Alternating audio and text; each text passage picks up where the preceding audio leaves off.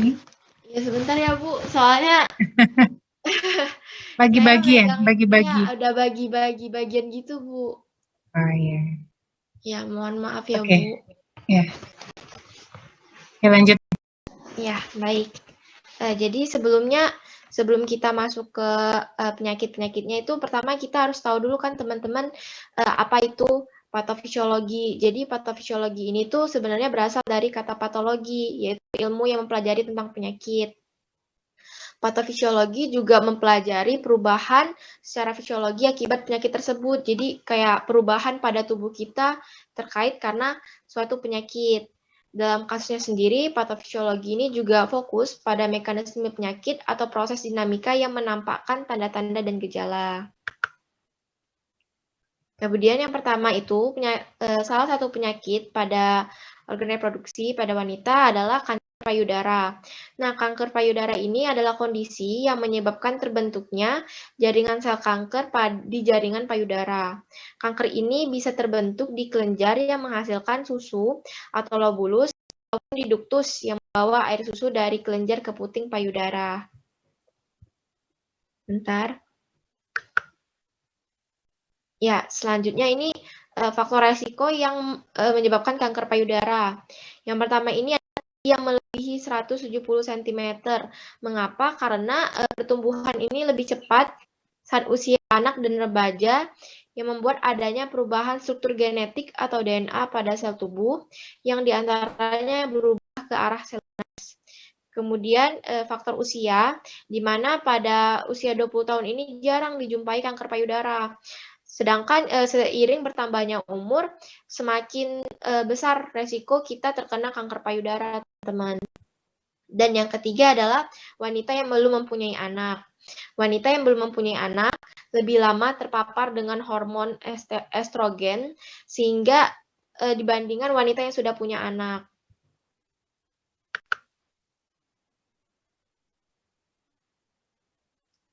Lalu yang keempat, jenis-jenis kanker payudara. Yang pertama itu adalah lobular karsinoma in situ, yaitu kanker yang tumbuh di lobulus dan menyebar ke jaringan sekitarnya. Kemudian yang kedua itu adalah invasif ductal karsinoma, di mana kanker ini itu tumbuh di duktus dan biasanya itu menyebar ke jaringan sekitarnya, bahkan ke area tubuh lain. Jenis kanker ini yang memiliki presentasi kasus paling banyak sekitar 70-80%. Jadi perbedaan antara lobular karsinoma in situ sama invasif ductal karsinoma ini adalah perbedaan tidak menyebarnya ke jaringan sekitar. Dan di invasif ductal karsinoma ini adalah kasus yang paling sering ditemui bagi wanita-wanita. Yang ketiga, invasif lobular karsinoma adalah jenis kanker yang tumbuh di lobulus dan biasanya menyebar ke jaringan sekitarnya. Kanker ini terjadi pada 10% kasus kanker payudara. Nah, dilihat dari 3 jenis kanker ini, dapat diketahui bahwa kebanyakan kanker itu tumbuh di duktus. Lalu ada juga jenis yang jarang ditemukan pada kanker payudara. Yang pertama ini adalah tumor pilodes. Jadi kanker ini tuh tumbuh di jaringan ikat payudara yang disebut stroma. Yang kedua, penyakit Paget adalah jenis kanker yang tumbuh di puting payudara lalu meluas ke area hitam di sekitar puting atau areola. Yang ketiga itu adalah angiosarkoma, adalah jenis kanker yang tumbuh di pembuluh darah dan saluran getah bening di payudara. Ya. Lalu ciri-ciri kanker payudara itu yang pertama itu munculnya benjolan di payudara. Nah, awalnya itu benjolan ini tidak terasa sakit, teman-teman.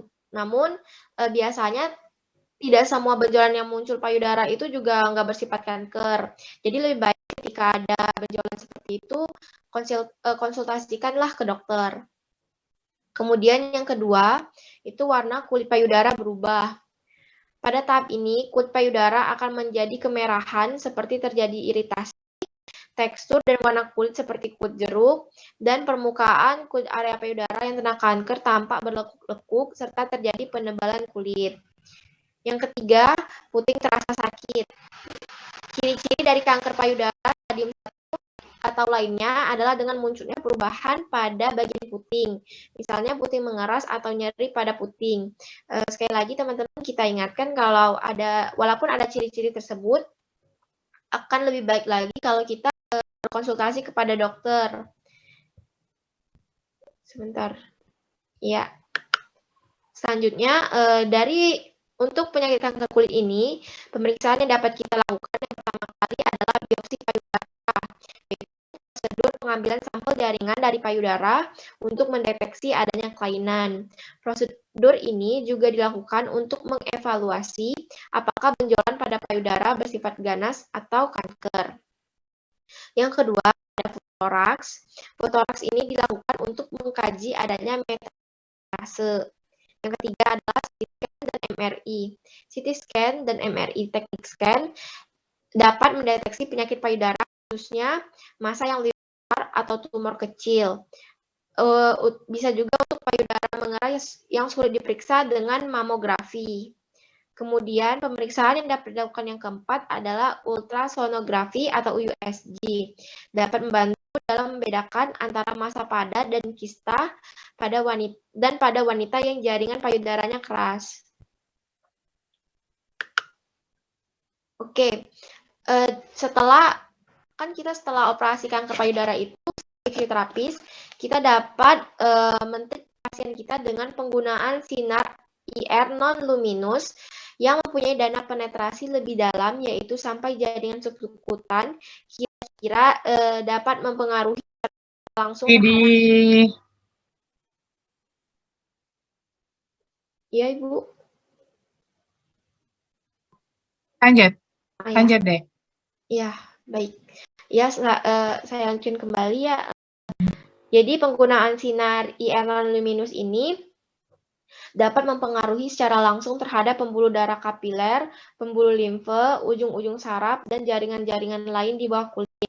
Efek dari pemanasan tersebut dapat mempengaruhi metabolisme pada lapisan superficial. Selanjutnya, kanker serviks yang akan dijelaskan oleh Putri Nabila. Kepada Nilzam. Kepada Nilzam saya persilakan. Ya, selanjutnya itu kanker serviks.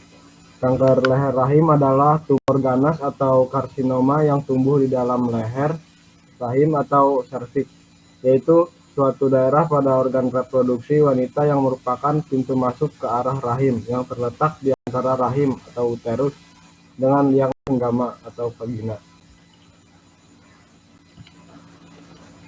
Etiologi. Di dalam tubuh wanita, virus ini menghasilkan dua jenis protein, yaitu E6 dan E7.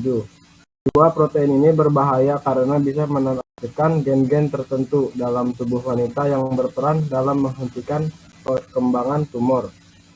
Kedua protein ini juga memicu pertumbuhan sel-sel dinding rahim secara agresif.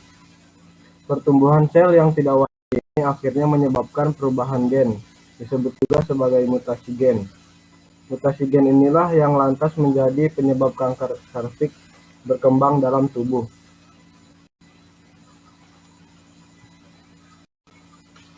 Patologis. Yang pertama ada pendarahan vagina yang tidak normal. Pendarahan ini dapat terjadi lebih banyak pada saat menstruasi juga pada saat berhubungan seksual. Yang kedua, mengalami keputihan yang tidak biasa. Lendir pada keputihan akan mengalami perubahan warna, memiliki aroma yang tidak sedap, serta perubahan tekstur konsistensi cairan vagina. Yang ketiga, rasa nyeri saat berhubungan intim.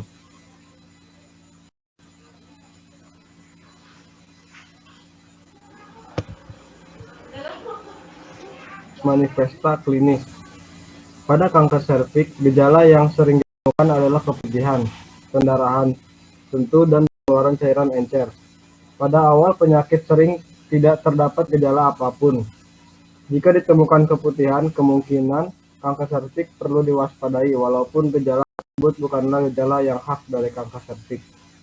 Pada keadaan yang lanjut dapat ditemukan pendarahan dari kemaluan setelah senggama atau pendarahan pasca senggama. Jika lebih berat lagi dapat terjadi pendarahan yang tidak temperatur, method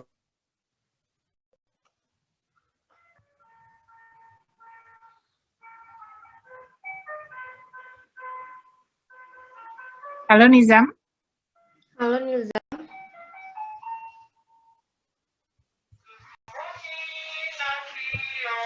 tuh balas malah yang jualan tuh kedengaran. Mohon maaf Ibu. Kayaknya Nizam ini ya kehilangan sinyal ya. Ya, sepertinya begitu Ibu. Dilanjutkan aja kali ya. Ya, baik. Ya. Mungkin saya lanjutkan dulu ya. Atau Ya. Putri Nabila.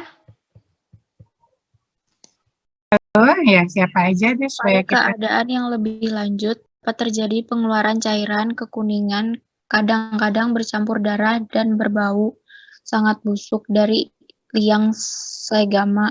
Rasa nyeri di daerah pinggul atau di ulu hati dapat disebabkan oleh tumor yang terinfeksi atau radang panggul.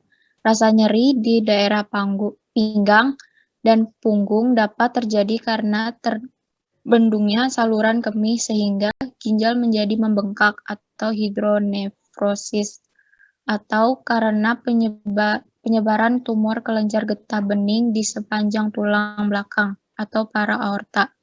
Selanjutnya, pemeriksaan penunjang. Yang pertama, pemeriksaan pap smear. Alat yang digunakan bernama spekulum. Spekulum akan dimasukkan dokter ke dalam vagina sehingga dapat membantu untuk melebarkan serta memberjalan agar memudah proses pap smear. Yang kedua, tes EVI.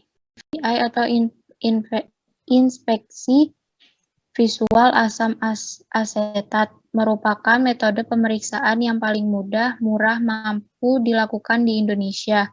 Digunakan sebagai pemeriksaan pendeteksi pertama. Selanjutnya, tes DNA HPV. Pemeriksaan molekul ini memiliki tingkat akurat hingga 99%. Tes ini dapat mendeteksi kemungkinan timbulnya lesi prakanker meski belum terjadi perubahan pada sel. Selanjutnya, kolposkopi. Pemeriksaan ini menggunakan alat yang dilengkapi lensa pembesar semacam mikroskop untuk mengamati bagian yang terinfeksi. Jika memang ditemukan ada jaringan yang terinfeksi, biopsi terarah atau pengambilan sejumlah kecil jaringan tubuh dapat dilakukan.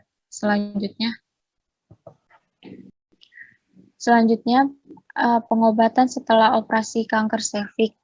Yang pertama, operasi bertujuan untuk mengangkat seluruh jaringan yang mengandung sel-sel ganas. Yang kedua, radiasi adalah jenis terapi kanker yang menggunakan sinar X-ray berenergi tinggi atau sinar radiasi lainnya untuk membunuh sel-sel kanker atau mencegah pertumbuhan sel kanker terus-menerus. Yang ketiga, kemoterapi adalah terapi menggunakan obat-obatan untuk menghentikan pertumbuhan sel-sel ganas baik dengan cara membunuh sel-sel tersebut ataupun dengan mencegah sel-sel ganas membelah dan berlipat ganda. Yang keempat, terapi bertarget adalah terapi dengan menggunakan obat atau substansi lain yang dapat mengidentifikasi dan menyerang sel-sel kanker secara spesifik tanpa merusak sel-sel sehat. Selanjutnya, yang ketiga ada kanker prostat. Prostat merupakan kelenjar seukuran buah kenari yang terdapat di dalam sistem reproduksi pria, yang terletak di antara leher kandung kemih dan saluran kemih atau uretra. Prostat mengeluarkan cairan berwarna putih yang memberi nutrisi dan mengangkut sperma yang disebut sebagai semen. Hormon pria yang disekresi oleh testis secara langsung memengaruhi pertumbuhan dan fungsi prostat. Selanjutnya, etiologi. 1. Usia di atas 50 tahun. 2. turunan pria dengan riwayat keluarga yang pernah mengalami kanker prostat memiliki faktor risiko yang lebih tinggi. Yang ketiga, diet, asupan makanan dengan kandungan kalori dan lemak yang tinggi secara berkepanjangan. Yang keempat, merokok, kelebihan berat badan, dan penyakit prostat, dan lain-lain. Selanjutnya,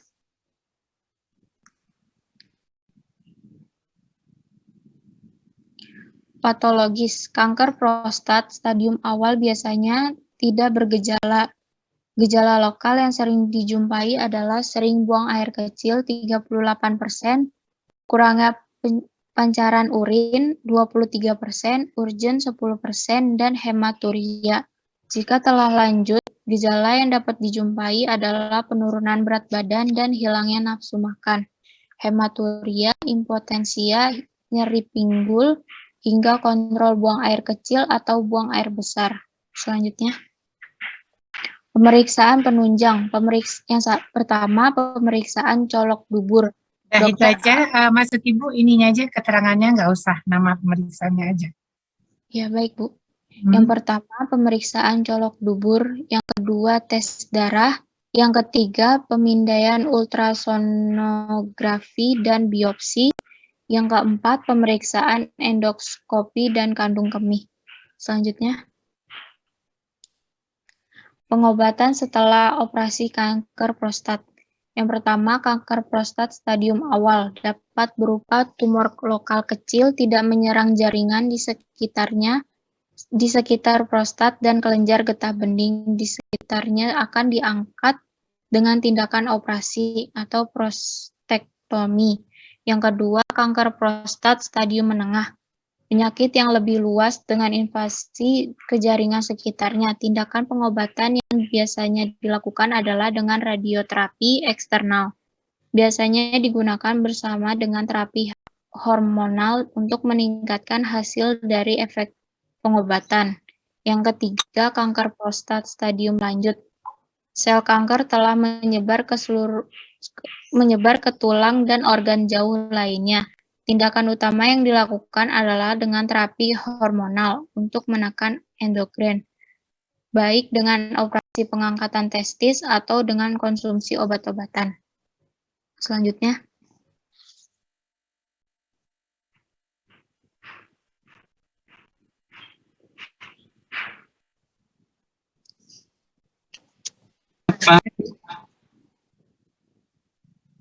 Putri, halo? iya, selanjutnya. Mohon maaf, apakah slide-nya belum berubah ya? Udah, Ibu, udah. Kontinensia urin. Yang keempat, inkontinensia urin. Meskipun bukanlah penyakit, tetapi inkontinensia urin juga dapat biasa menjadi dampak yang buruk bagi penderitanya. Inkontinensia urin adalah kondisi ketika seseorang sulit menahan buang air kecil sehingga terjadinya mengompol. Inkontinensia urin merupakan gejala dari suatu penyakit atau masalah kesehatan lainnya yang mendasarinya. Pengeluaran jumlah urin yang tanpa disadari cukup banyak mengakibatkan gangguan kesehatan dan sosial. Selanjutnya,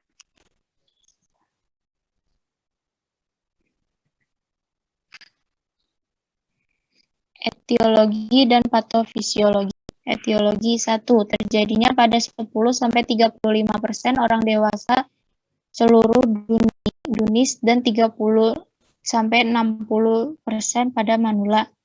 Yang kedua, 4-5 kali lebih sering terjadi pada wanita. Yang ketiga, 70% wanita mengalami inkontinensia urin saat hamil atau setelah melahirkan. Yang keempat, 50% pria mengalami inkontinensia urin setelah operasi pengangkatan prostat. Yang kelima, 50-70% mengalami tidak mencari pertolongan medis. Selanjutnya, patofisiologi. Patofisiologi, pengendalian kandung kemih dan sphincter diperlukan agar terjadi pengeluaran urin secara kontinen. Pengendalian memerlukan kegiatan otot normal di luar kesadaran dan yang di dalam kesadaran dikoordinasi oleh refleks uretrorefleksis urinaris. Bila terjadi pengisian kandung kencing, tekanan di dalam kandung kemih meningkat. Otot detrusor atau lapisan yang ketiga dari dinding kencing memberikan respon dengan relaksasi agar memperbesar volume daya tampung. Selanjutnya, pemeriksaan penunjang. Yang pertama, pengkajian fungsi otot detrusor. Yang kedua, radiologi dan pemeriksaan fisik. Yang ketiga, sitometrogram dan elektromiogram. Yang keempat, laboratorium. Yang kelima, kultur urin. Itu ada steril, pertumbuhan tak bermakna, dan organisme. Yang terakhir adalah catatan berkemih. Catatan berkemih dilakukan untuk mengetahui pola berkemih. Catatan ini digunakan untuk mencatat waktu dan jumlah urin saat mengalami inkontinensia urin dan tidak inkontinensia urin, dan gejala berkaitan dengan inkontinensia urin. Pencatatan pola berkemih tersebut dilakukan selama 1-3 hari. Pengobatan penyakit inkontinensia urin. Turunnya berat badan apabila kegemukan. Kelebihan berat badan menyebabkan regangnya konstanta pada kandung kemih dan otot-otot sekitarnya. Yang kedua, jangan menahan kencing. 3. Olahraga teratur. 4. Lakukan senam untuk menguatkan otot-otot panggul. Kelima, hindari kafein, minuman beralkohol, pemanis buatan, dan soda. 6. Menggunakan alas atau popok. Yang ketujuh, melakukan tindakan untuk mengatasi inkontinensia urin. Selanjutnya, terima kasih.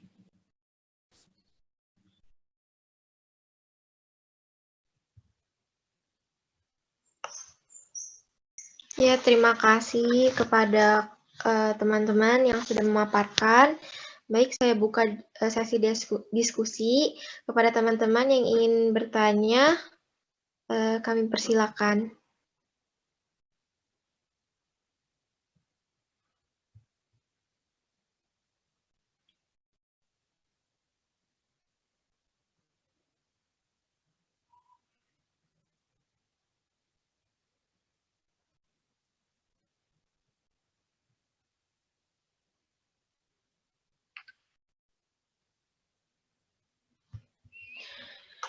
Ya, apakah ada teman-teman yang ingin bertanya mengenai materi ini? Izin moderator. Ya, silakan Sadam. Ya, perkenalkan, saya Sadam Maulana. Izin bertanya tentang kanker prostat. Apa seumuran kita ini bisa terkena kanker prostat atau emang di atas umur 50 tahun doang? Ya. Kak Jariana, pertanyaan dari Sadam. Apakah langsung dijawab, apa dikumpul dulu berapa pertanyaan?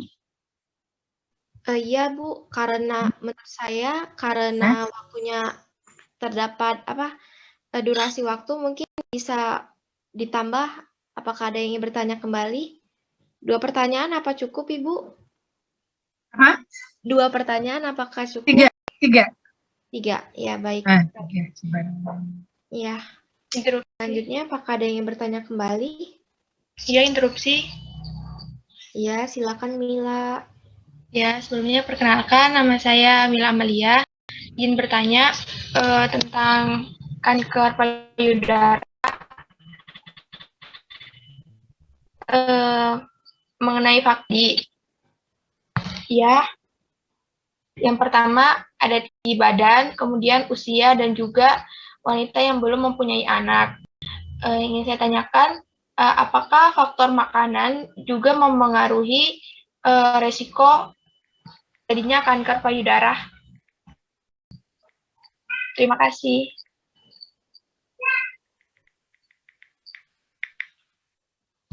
Ya, terima kasih Mila. Apakah ada yang ingin bertanya kembali? Interupsi. Ya, siapa? Interupsi. Ya, perkenalkan, saya Salsabila Putri Wijaya, izin bertanya. Untuk misalnya itu kanker payudara, kenapa ketika sembuh total, kanker itu masih ada kemungkinan untuk menyebar kembali? Mungkin itu. Terima kasih. Ya, Pertanyaan pertama dulu ya, Kak Jariana. Pertanyaan Sadam, Mila, sama Salsabila. Sadam itu tentang kanker serviks, kanker prostat juga. prostat. Si Mila tentang payudara, kemudian juga payudara ya. Alhamdulillah. Silakan dijawab. Silakan dijawab kelompok sebisanya aja. Pokoknya apa yang ada di kepala aja disampaikan aja. Kalau Ibu tidak menuntut harus betul, pokoknya apa yang adik-adik analisa dengan materi yang dibaca, dihubungkan, silakan dijawab. Nanti kalau apa Ibu tambahkan, kalau berlebih Ibu kurangi. Gitu. Silakan, Pak Jan, Rizky tadi ya, siapa tadi? Nizam sama Putri Nabilah.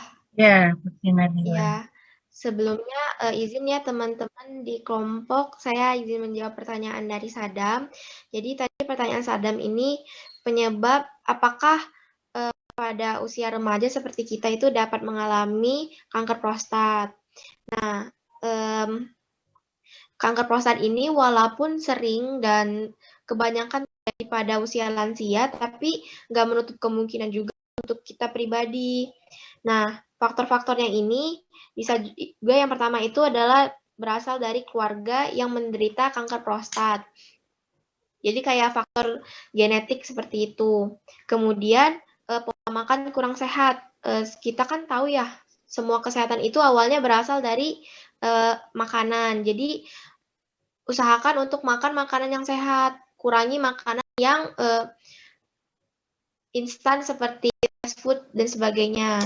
Lalu yang ketiga itu terkena paparan bahan kimia. Yang keempat, menderita obesitas. Dan yang kelima, seperti biasa, pertambahan usia. Seperti itu, Sadam. Apakah sudah terjawab? Iya, sudah. Terima kasih, Ana. Iya. Bu tambah ya. Boleh, Kak Jariana? Siapa tadi jawab? Iya, Bu. Saya, Bu. Sadam kan pertanyaannya, apakah kanker prostat itu bisa pada seumuran seperti adik-adik gitu ya, apakah harus di atas 50 tahun? Jadi jawaban Kak Jariana itu betul, tidak ada salah, tapi Bu tambahkan ya. Yang pertama sekali, makanya Ibu nanya, bentar ya, Ibu nanya ke kelas, ada nggak kelompok yang khusus membahas tentang neoplasma? Ada kelompok nggak khusus neoplasma? Giska hafal nggak? Giska ini, RPS. Khusus kanker. Ada kelompok? Enggak? Izin menjawab, Bu. Hah? Kelompok 10, Bu. Ada ya? Kelompok 10 itu yang jelas ada tentang neoplasma yang jelas ya? Stadium-stadiumnya juga ya? Iya, Bu. Oh iya, berarti nanti di kelompok 10 kita kupas tuntas. Terima kasih Angela ya. Nah, gini Sadam, prostat itu kita temukan hanya pada laki-laki ya. Prostat itu kan kemarin belajar anatomi kalau nggak salah sama Ibu ya. Itu adanya di skrotum, kemudian ada penis, itu di atasnya itu di bawah vesika urinaria itu ada prostat. Prostat itu salah satu fungsinya kan memberi makan untuk sperma, ya prostat. Prostat itu kelenjar ya, kelenjar Sadam, itu bisa terkena kanker. Dia kankernya atau tumornya bisa jinak, bisa ganas. Tumor, jinak atau ganas itu penyebabnya ada, tumor itu ada dua, kanker atau tumor sama ya, penyebabnya ada dua. Genetik atau didapat. Kalau genetik itu keturunan, itu DNA dan kromosomnya sudah punya cetakan sel-sel yang bermutasi, sel-sel yang bermutasi kanker pada prostat, itu keturunan.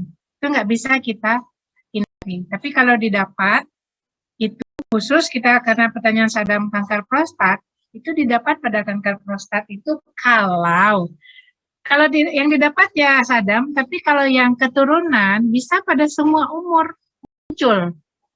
Itunya ya, kalau faktor pencetusnya ada. Tapi kalau didapat kanker prostat itu biasanya secara statistik dia akan mengenai pria berumur di atas 50 tahun.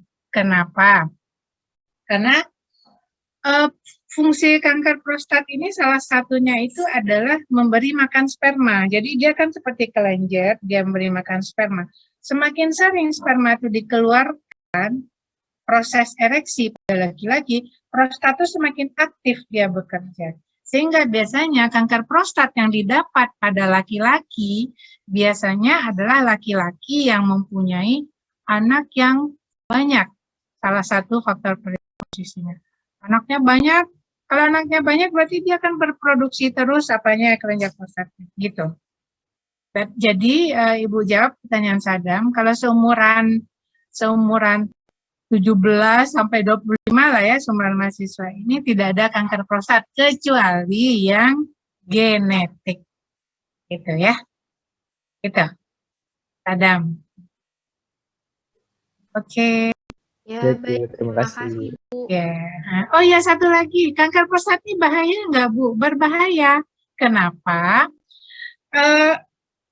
Untuk ke penis itu ada kan saluran dari vesika urinaria ke penis itu kan satu ya, uretranya. Uretranya tuh kalau ada kanker prostat di kiri kanannya itu dia akan menekan uretra. Jadi urin dari vesika urinaria ke uretra nggak bisa keluar lewat penis. Sehingga makanya pada pasien kanker prostat itu vesika urinarianya besar, dia harus pasang kateter karena tertekan oleh kanker prostat, ya. Itu. Oke, gitu ya, Sadam. Iya, terima kasih, Bu. Ya, silakan lanjut. Ya, selanjutnya pertanyaan dari Mila, yaitu apakah makanan juga bisa menjadi faktor penyebab kanker payudara? Akan dijawab sama Putri Nabila ya. Kepada Nabila, saya persilakan. Ya, izin menjawab untuk pertanyaan Mila, makanan yang menyebabkan kanker payudara. Itu yang pertama daging merah seperti daging sapi, daging domba, dan daging kambing yang mengandung lemak jenuh dengan kolesterol tinggi. Yang kedua, makanan yang mengandung lemak trans dan jenuh. Yang ketiga, makanan yang mengandung gula. Keempat, makanan yang dibakar. Dan kelima, itu minuman yang beralkohol. Apakah terjawab, Mila? Terjawab, Putri. Terima kasih untuk jawabannya. Tadi pertanyaan Mila tadi apa? Apakah makanan masuk ke dalam risiko terjadinya kanker payudara? Salah satu. Ya. Iya. Jawaban tadi yang menjawab si Nabila. Iya, saya. Betul, jawaban Nabila betul. Jadi kanker payudara, jadi sekarang pembunuh nomor 1 itu kan kanker payudara pada perempuan, pembunuh nomor 2-nya kanker serviks. Sama dengan prostat pada laki-laki, kanker payudara atau serviks ini ada 2, genetik atau didapat. Didapat hanya 1 penyebabnya, adik-adik. Kalau genetik itu memang cetakan dari DNA kromosomnya, ada sel-sel yang bermutasi di organ payudara atau serviks. Kalau didapat hanya 1 penyebabnya, yaitu lifestyle. Lifestyle itu perlu kita kembangkan. Makanan, pola hidup, kurang olahraga, kurang tidur, stres, radiasi, dan lain-lain. Itu semuanya yang didapat ya, atau lifestyle gitu ya. Jadi betul jawaban Nabila. Dan ya gitu ya, Mila. Junk food salah satunya, junk food. Pokoknya yang pola hidup kaum urban, nah itu biasanya gitu ya, salah satu faktor pencetusnya. Oke. Bagaimana Mila? Iya, Bu, telah terjawab. Terima kasih, Bu, dan kelompok. Ya, terima kasih Ibu. Ya, ini ya, kalau menjelaskan Ibu kan nggak menjelaskan lagi karena di PPT-nya sudah ada semua ya. Jadi adik-adik kalau apa dibaca aja. Jadi kalau kita diskusi, kalau diskusi itu baru ini, baru Ibu apa gitu, tak gitu, muncul ini Ibu. Cuma kalau Ibu nggak ditanya, Ibu nggak muncul adik-adik. Tadi PPT-nya sudah mengcover minimal ya, kebutuhan minimalnya kurikulumnya sudah. Oke, pertanyaan yang ketiga itu pertanyaan apa tadi Salsabila ya? Ya, baik Bu. Selanjutnya pertanyaan dari Salsa, mengapa kanker payudara dapat menyebar kembali setelah sembuh? Akan dijawab sama Nilzam. Kepada Nilzam saya persilahkan. Izin menjawab. Terima kasih atas kesempatannya. Ada beberapa hal yang memungkinkan kanker payudara kambuh kembali, yaitu yang pertama ada ukuran tumor kanker payudara yang cukup besar sehingga memungkinkan untuk terjadi kekambuhan. Yang kedua itu ada dialami pasien yang lebih muda sehingga resiko kekambuhan akan semakin tinggi. Yang ketiga ada mengalami peradangan pada daerah payudara yang terkena kanker bisa meningkatkan peluang kekambuhan. Selanjutnya ada pengobatan tidak tuntas atau tidak maksimal, misalnya telah melakukan tempektomi namun tidak melakukan terapi radiasi untuk menghilangkan sisa-sisa jaringan sel kanker.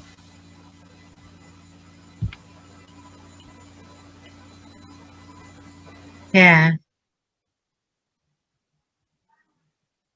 Baik, kepada Salsa, apakah pertanyaannya sudah terjawab?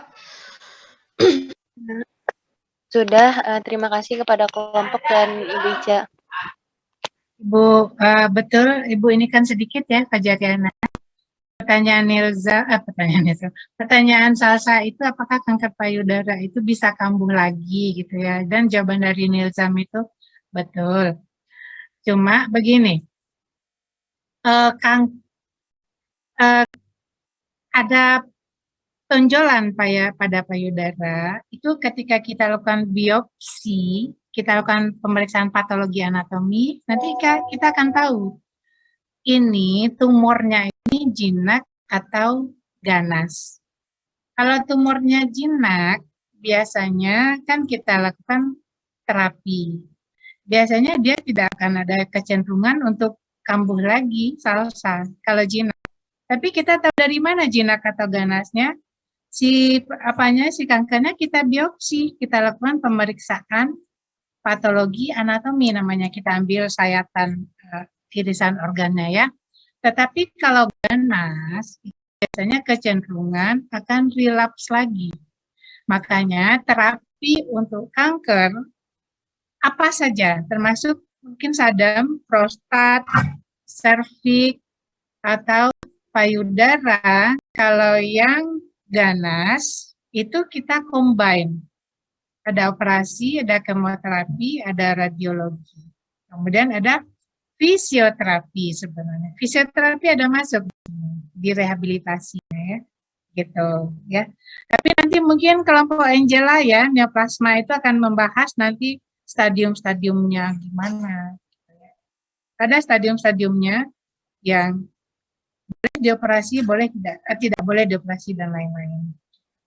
Yang jelas adik-adik, kanker payudara pembunuh nomor 1 dari tahun 2019, kanker payudara pembunuh nomor 1, serviks pembunuh nomor 2 pada perempuan.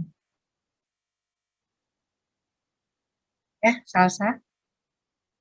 Mungkin ada lagi pertanyaan? Kita buka sesi selanjutnya, Fajariana, karena belum tajam ya pertanyaannya. Pertanyaannya sudah bagus-bagus, tapi belum lengkap pertanyaannya Ibu ini. Interupsi Ibu. Ya. Sebelumnya mohon maaf off cam karena lagi unstable sinyalnya Ibu. Gak apa-apa, silakan. Ya, perkenalkan nama saya Askia Zahra. Sebelumnya ingin bertanya kepada kelompok. Jadi kebetulan saya punya adik. Nah, jadi waktu bayi dia kesulitan buat pipis, terus kayak tersumbat gitu. Nah, jadi di belakang penisnya jadi menggelembung gitu. Terus karena tersumbat, jadinya dia diharuskan buat disunat. Padahal waktu itu umurnya masih 1 bulan. Itu apa yang menyebabkan tersumbatnya itu ya? Terima kasih.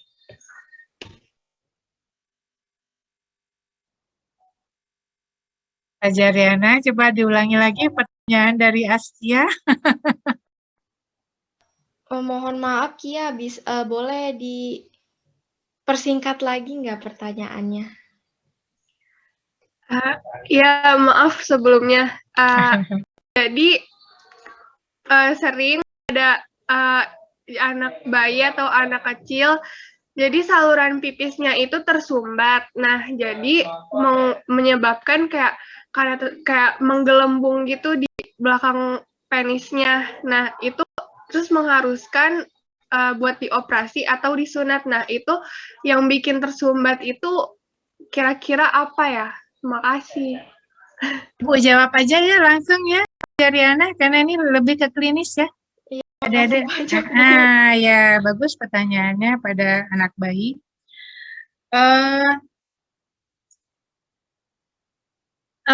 Sistem reproduksi sama ibu ya kemarin belajar anatominya. Iya, benar Ibu. Ya sayang kita nggak ada praktikum offline ya. Kalau ada lihat di pantomnya itu di penis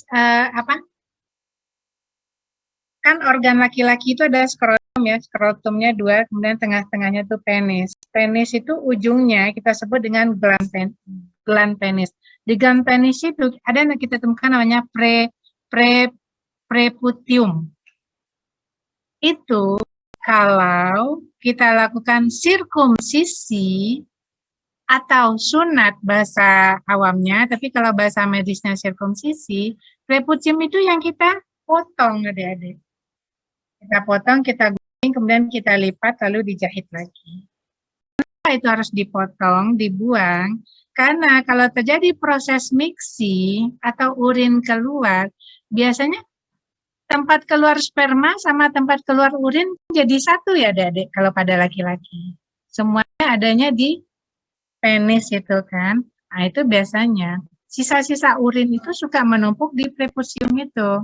Sementara urin itu kan ada tahu sendiri kan komposisinya ada karbon, ada mineral, ada sisa-sisa bakteri. Nah itu kalau menumpuk terus-menerus itu akan menyebabkan terjadinya infeksi. Dan pada anak-anak seharusnya pada anak-anak itu kan ketika terjadi proses mix itu kita bersihkan, kita tarik prepusium apanya itu ada di gland penisnya itu lalu kita bersihkan. Enggak pada anak-anak aja, pada laki-laki semuanya ya, kalau habis mixi itu kan harus dibersihkan ujungnya, makanya kita harus selalu mencuci penisnya tuh waktu mixi. Nah gitu, kadang-kadang jaringannya itu tuh tidak elastis Askia, sehingga seperti menjadi sebuah mangkok untuk menampung sisa-sisa urin. Biasanya si bayi menjadi kesakitan dan kita takutkan infeksi, makanya dioperasi saja dan langsung disunat. Tidak ada masalah sih sebenarnya pada bayi disunat. Cuma kalau bayi disunat kan harus dilakukan anestesi umum ya Dek, karena bayi kan tidak kooperatif. Gitu. Makanya perlu nggak dilakukan sirkumsisi pada laki-laki, sunat. Sadam? Sadam bagaimana kira-kira? Perlu. Nilzam perlu nggak?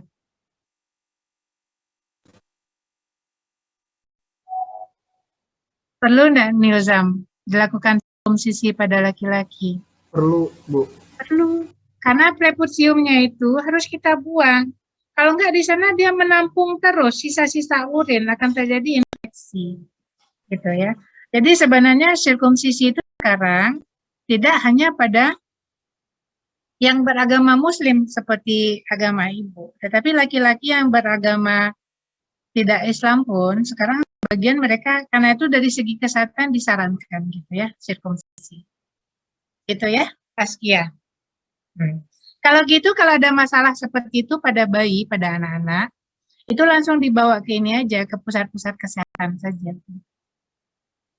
Ya, Iya, baik. Makasih ya, Ibu. ya, oke. Ada lagi coba ada ditanya, ini ilmu ibu banget loh. Ibu kan magister ibu Kespro lah, ada kesehatan produksi. Cuma ibu kan nggak perlu menjelaskan PPT, baca satu-satu, itu kan ibu bukan tipe ibu yang menjelaskan seperti itu ya. Karena PPT itu udah mahasiswa kan tinggal baca, mahasiswa pintar-pintar baca aja gitu kan. Sekarang kita menggali dengan kasus kan, atau pertanyaan. Interupsi, Bu. Ya,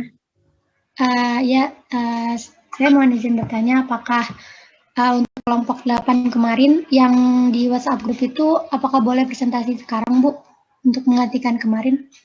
sebenarnya boleh, tapi adik-adik kuat dengan kuotanya. Nah, kemarin itu materinya PPT-nya berapa banyak? Kita ini aja kali ya, kita poin-poinnya aja ya, Ya, kali ya. iya, Bu. Ya, oke. Poin-poinnya aja. Enggak, kita tutup dulu nih Giska. Yang ini. Baik. Ya, Ya, kita tutup. dipersilakan Ada kelompok 4 menit lagi deh, 9 lewat. Ini kan 9 lewat 01 nih di laptop Ibu, 9 lewat 5. Kita tutup yang presentasi kelompok ini. Bisa tuh satu pertanyaan lagi? Ya, dipersilakan moderator Ya, kelompok. ayo. Ya, baik. Apakah ada yang ingin bertanya kembali? Banyak pertanyaan tuh Bertanya, Bu. sebenarnya ada. Ya, silahkan. Zidan. Sebenarnya Zidan panggilnya Zaid apa Zidan sih? Zidan boleh, Bu. Nah, sebenarnya siapa nickname-nya? Kayaknya Mas Zaid, Zidan, Bu. Oh, Zidan, benar ya. Karena Ibu mah suka manggilnya Zidan ya. Oke, Zidan. Zidan di luar lagi ya, jalan-jalan lagi ya, cari sinyal. Saya lagi di teras. Ya, silakan Zidan. Saya ingin bertanya, jika tadi si preputium itu kan harus dibuang karena jika tidak banyak kotoran yang menumpuk yang bisa bikin penyakit di organ reproduksi khususnya laki-laki.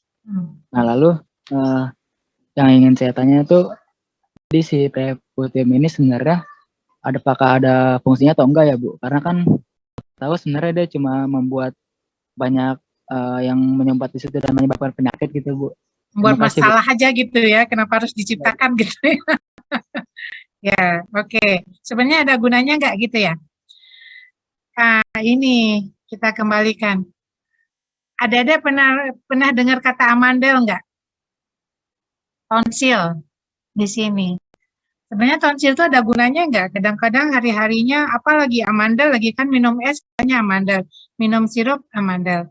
Gitu ya. Sebenarnya guna amandel itu apa sih? Pasti ada gunanya, termasuk pertanyaan Zidan tadi. Preputium itu ada gunanya nggak ada.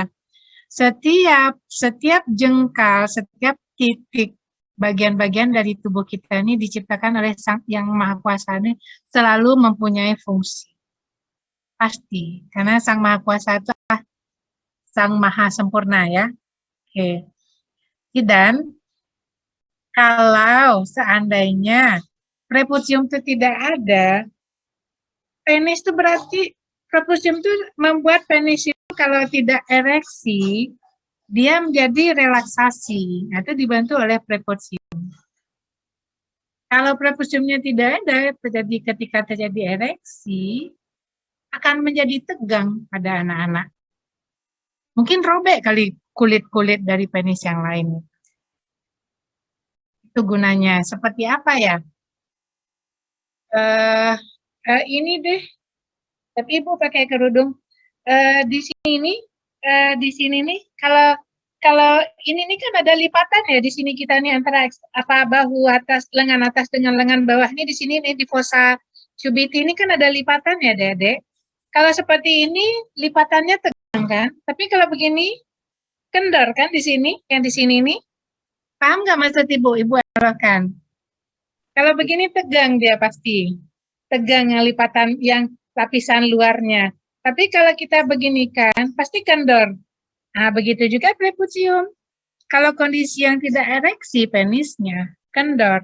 Tapi kalau lagi ereksi, nah prepucium itu membuat permukaannya menjadi tidak tegang gitu. Tetapi pada laki-laki dewasa ereksi bagaimana sehingga prepucium itu dibuang, ada desainnya ya, kita melakukan, dokter bedah melakukan, sehingga kulit bawah sama kulit atasnya itu tidak menarik.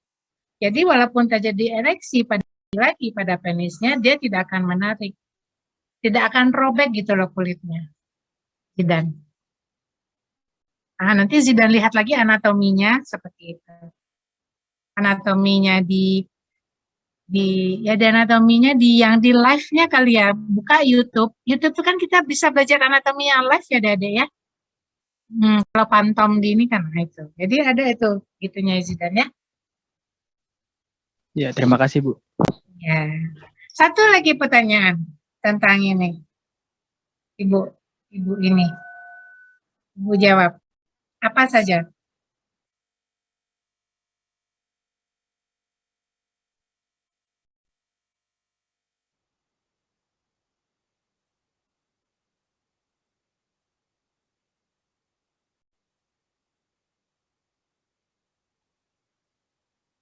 Tidak ada?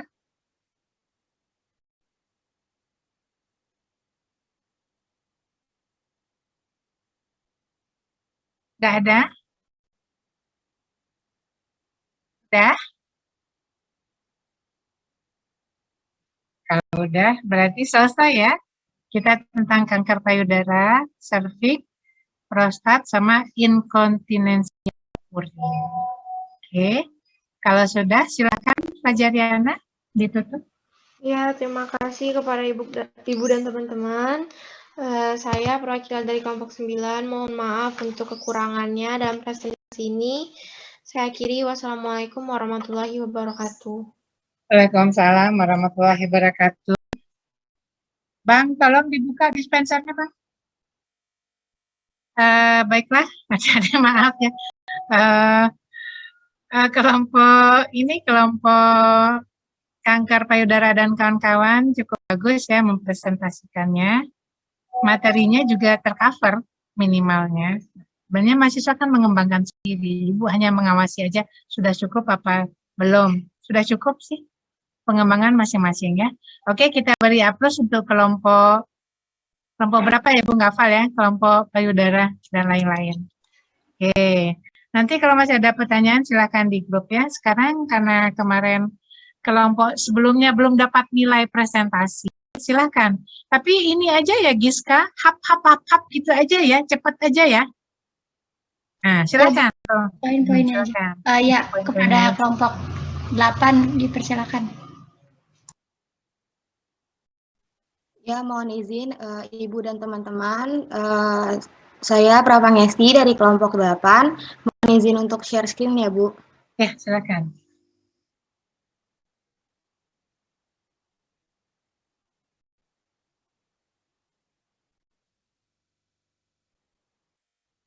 Apakah sudah terlihat? Teman-teman, apakah? Sudah. Saya buka ya Ibu dan teman-teman. Assalamualaikum warahmatullahi wabarakatuh. Waalaikumsalam warahmatullahi wabarakatuh. Ya, mohon izin perkenalkan diri.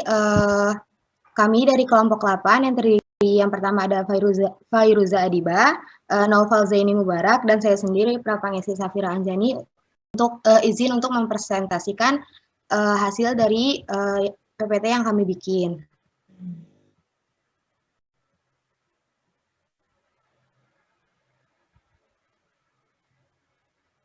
Poin-poinnya aja ya Safira. Iya, baik Ibu.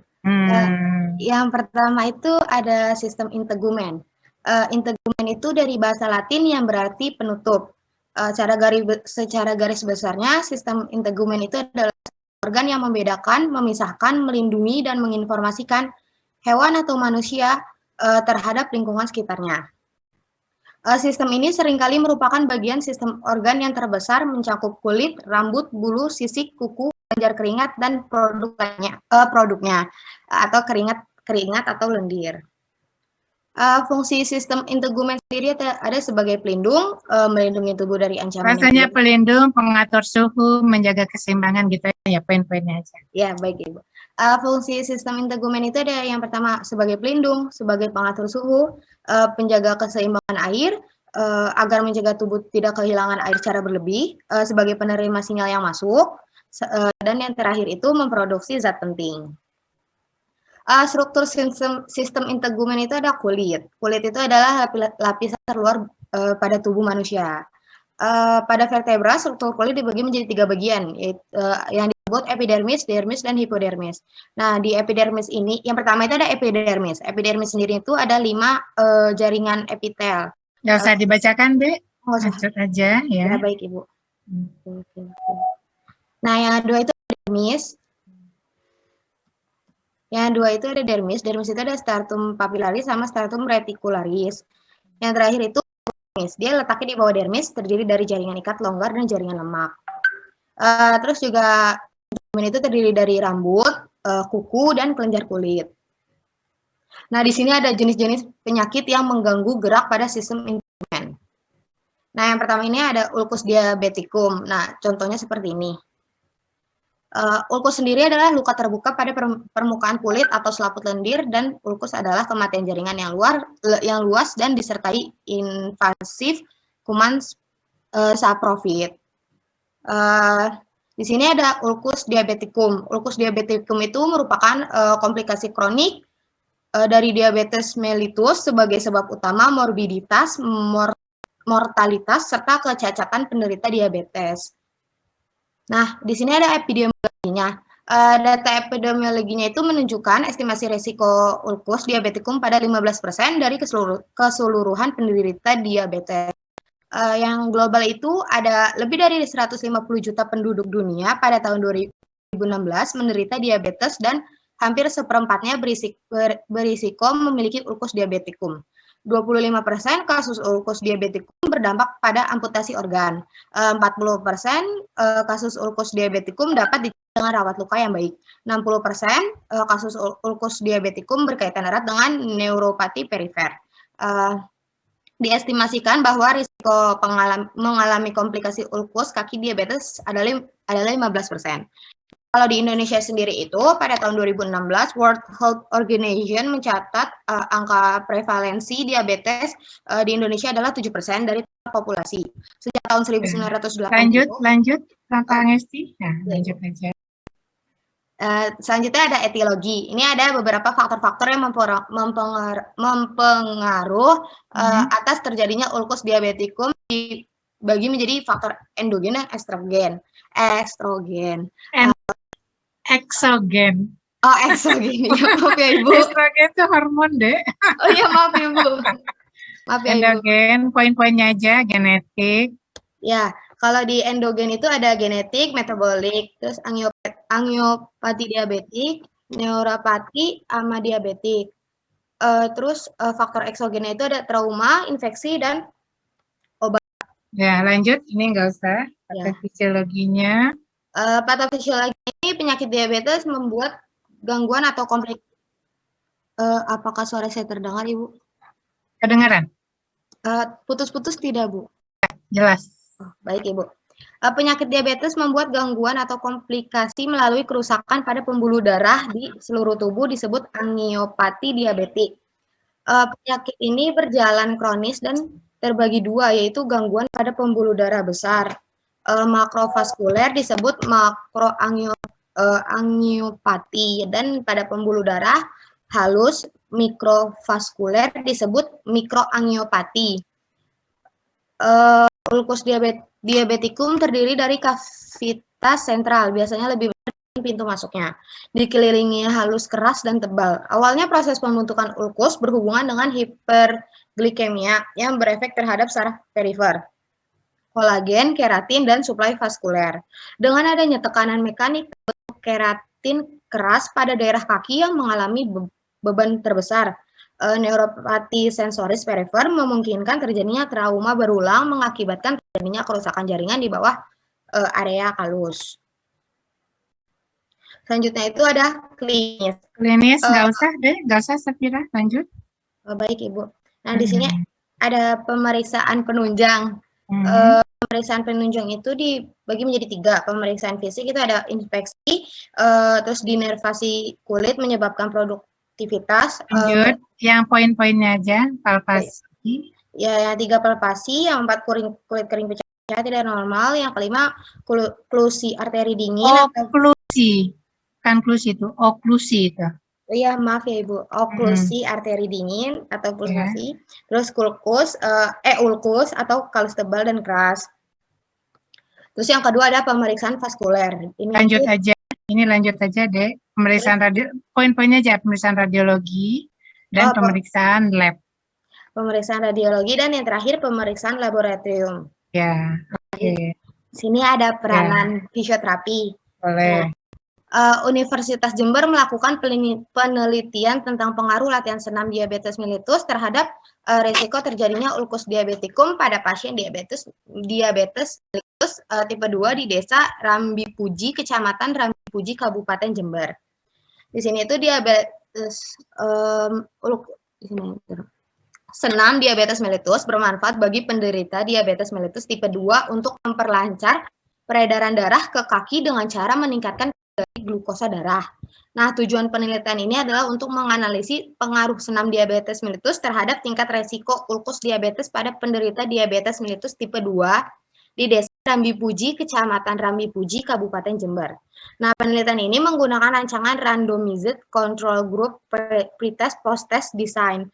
Teknik pengambilan sampel yang digunakan adalah simple random sampling dengan melibatkan 30 responden yang terbagi menjadi 15 responden sebagai kelompok intervensi dan 15 responden sebagai kelompok kontrol.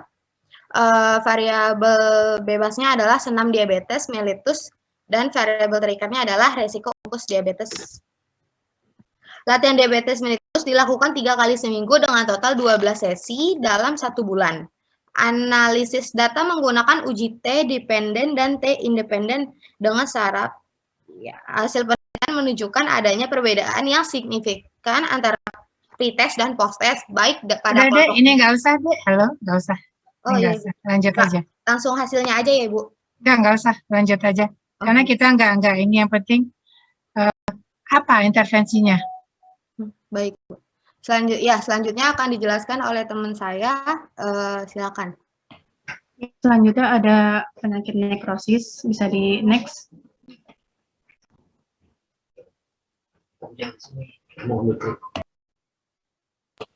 Ya, di sini ada definisinya. Nekrosis itu merupakan degenerasi yang menyebabkan kerusakan sel yang terjadi setelah suplai darah hilang, ditandai dengan pembekakan sel, denaturasi protein, dan kerusakan organ yang menyebabkan fungsi berat jaringan. Nekrosis ini juga merupakan kondisi cedera pada sel yang hidup mengakibatkan kematian dini sel-sel dan jaringan hidup.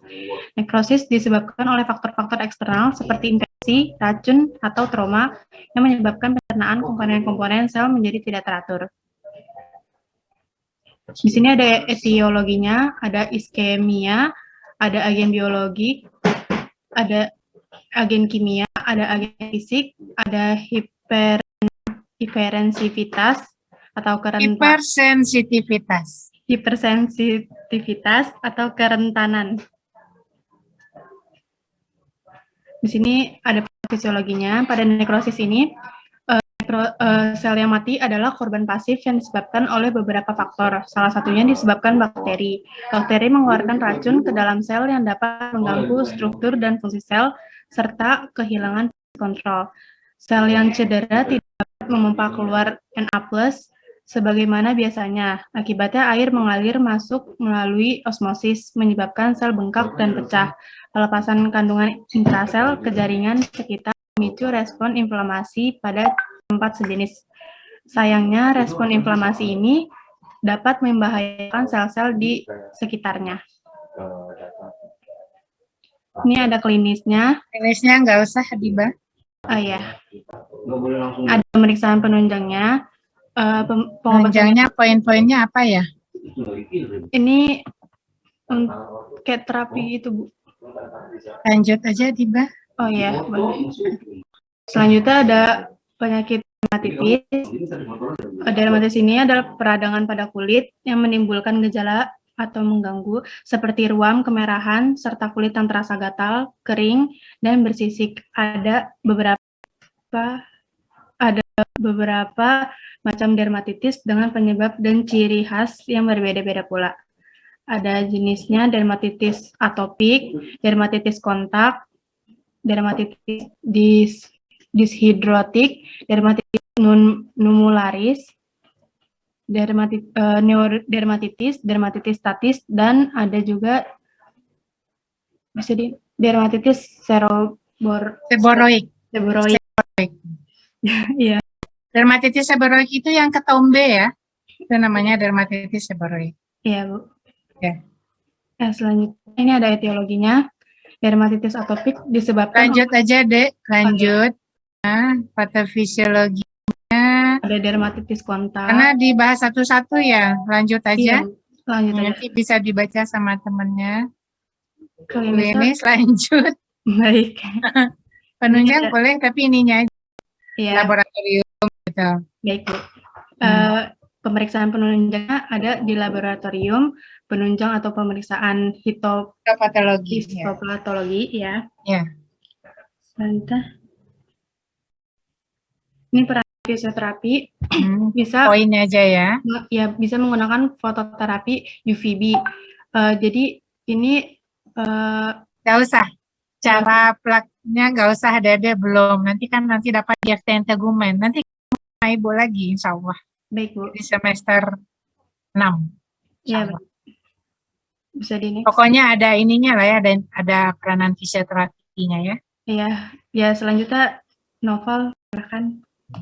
Baik, selanjutnya ini berapa ini lagi kelompok habis nefusnya apa lagi? Ada lagi? Kanker kulit, Bu. Kanker kulit. Oh ya. Ini aja ini Novel. Baik, Ibu.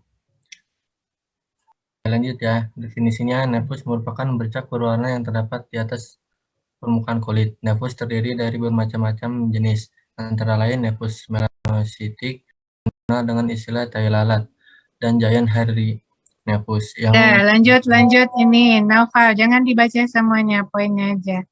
Epidemiologi. Nefus pigmentosus ditemukan di seluruh dunia. Angka kejadian nefus pigmentosus ditemukan lebih tinggi pada Kaukasia. Pada Kaukasia, nefus pigmentosus lebih banyak ditemukan di area punggung. Sementara pada keturunan Afrika, nefus pigmentosus banyak ditemukan di area ekstremitas. Ketiga, etiologi. Nefus berasal dari sel-sel melanosit pembentuk warna kulit dan rambut. Nefus umumnya muncul saat lahir atau segera setelah lahir. Lanjut. Patofisiologinya, nefus pigmentosus berhubungan dengan proliferasi melanosit. Nefus pigmentosus dapat terjadi sebagai akibat dari pembentukan hamartoma yang terdiri dari proliferasi melanosit klonal tipe jinak selama proses embriogenesis. Selanjutnya, diagnosis nefus pigmentosus bergantung pada ada atau tidaknya evolusi pada lesi. Pada kasus yang jarang, nefus pigmentosus menimbulkan komplikasi berupa melanoma atau melanosis neurocutaneous. Lanjut.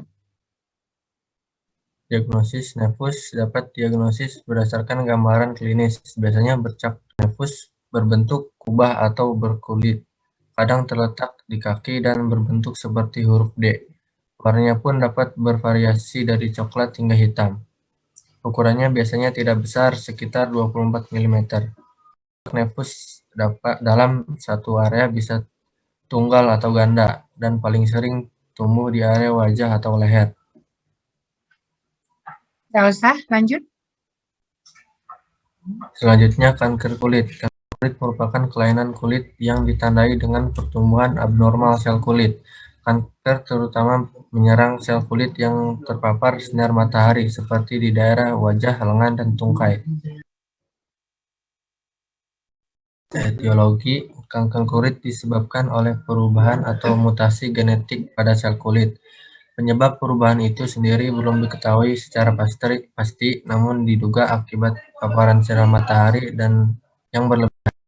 Sinar ultraviolet dari matahari dapat merusak kulit dan memicu pertumbuhan yang tidak normal pada sel kulit. Kondisi ini berpotensi berkembang menjadi kanker. Patofisiologinya, kulit non-melanoma atau KKNM sama dengan kanker pada umumnya, yakni diawali dengan gangguan molekular dan jalur sinyal di tingkat seluler. Beberapa kanker kulit, diantara lain adalah karsinoma sel basal, karsinoma sel squamosa, melanoma. Penyebab kanker kulit. Kanker kulit terjadi karena adanya mutasi DNA yang menyebabkan pertumbuhan berlebihan sel tertentu di kulit. Beberapa kondisi yang menyebabkan seseorang lebih rentan mengalami adalah: yang pertama, sering terpapar sinar ultraviolet, kulit sering terpapar sinar matahari, riwayat keluarga mengalami kanker kulit, dan yang terakhir, daya tahan tubuh rendah, misalnya pada penderita HIV atau AIDS, atau orang yang mengonsumsi obat imunosupresan. Diagnosis: untuk memastikan adanya kanker kulit pada tahap awal, dokter akan melakukan pemeriksaan pada kulit yang diduga mengalami gangguan. Bila ada kecurigaan yang mengarah ke kanker kulit, maka selanjutnya dokter akan melakukan biopsi. Biopsi Lanjut. gejala kanker kulit. Elsa, lanjut. Pengobatan. Enggak, lanjut. Pencegahan. Hindari Enggak, yang fisioterapi ada? Ada, Bu. Ada. Dah, oke. Silakan. Giska, berarti udah ya. Giska, apakah kita ada sesi tanya jawab? Baik, Bu. Ya, mungkin kepada teman-teman jika ada ingin, kemarin kan udah jawab di WhatsApp group. Iya, belum jawab ya, karena Ibu ada full kegiatan kemarin. Ya, boleh mungkin, di sini aja ya, boleh. Ya, mungkin kepada teman-teman bisa mengulang kembali pertanyaannya. Ya, kalau di close aja mungkin ininya ya, materinya ada. Ya. Ini dulu Giska. Siapa tadi? Adiba, Naufal, satu lagi siapa tadi? Apa Ibu? Safira ya? Kelompoknya ya, Safira, Adiba, sama Naufal. Untuk materi secara umum sudah ya, secara minimalnya sudah. Jadi tinggal baca itu, baca ininya materinya. Kalian silakan tanya ke Ibu. Mungkin nanti pertanyaannya kalau ada kelompok bisa jawab dulu, nanti Ibu pilihkan, Ibu luruskan. Silakan. Adiba. Adiba kan ininya tadi moderator. Iya, Ibu izin bertanya apakah pertanyaan yang kemarin ditanyakan aja atau pertanyaan baru? Boleh apa aja, boleh yang belum, yang rasanya belum puas, boleh diulang lagi. Ya. Jika tidak cukup baru kita lanjut nanti di grup. Ya, baik teman-teman, apakah ada yang ingin ditanyakan? Interupsi. Mohon izin untuk bertanya kepada grup dan Ibu Ica mengenai nekrosis. Kan kita ketahui bahwa itu merupakan degenerasi sel yang nantinya menyebabkan sel itu mati dan bisa menyebabkan sel-sel yang sehat ikut terkena degenerasi itu ya.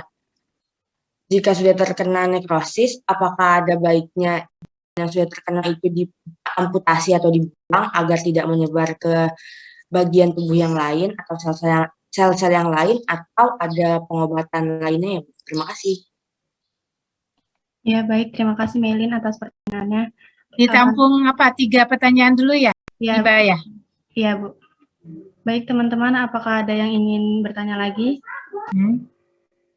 Ini ada yang hari ini, itu nanti kita ketemu lagi di FTN Tegumen nanti di semester 6. Insya Allah kalau Ibu masih sehat dan Ibu masih ini, Ibu lagi yang memberi nanti ini.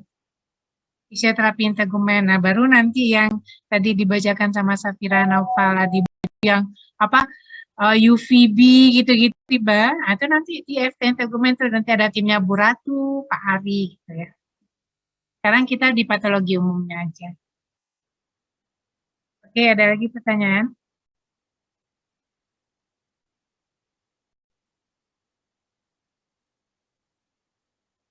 Tadi ini satu pertanyaannya.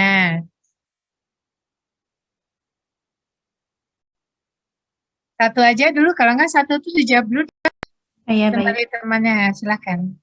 Ya, sambil menunggu teman yang ingin bertanya lagi, saya coba menjawab ya, Bu. Jadi, pertanyaan Melin tadi itu tentang nekrosis ya, apa tentang pengobatan nekrosis. Kalau menurut saya sendiri itu tidak kan tadi nanya diamputasi atau tidak ya. Kalau itu tidak usah sampai diamputasi, cukup dikupas saja dilepas. Oh ya. Dicabut gitu. Bagian yang sel kulit yang mati itu. Jadi nggak usah sampai diamputasi semuanya gitu loh. Cuma diambil bagian yang sudah mati aja selnya. Gitu. Itu ya, Adiba. Ya. Oke. Boleh Ibu ini kan, Adiba? Iya, Ibu. Silakan. Ya, oke. Pertanyaan dari Melin bagus, jawaban dari Adiba betul. Jadi nggak ada yang salah ya. Jadi Melin, kalau ada nekrosis pada organ-organ tubuh di mana saja. Jadi adik-adik, tadi kalau kelompoknya Adiba kan memperlihatkan nekrosis itu di bagian perifer ya, Dek.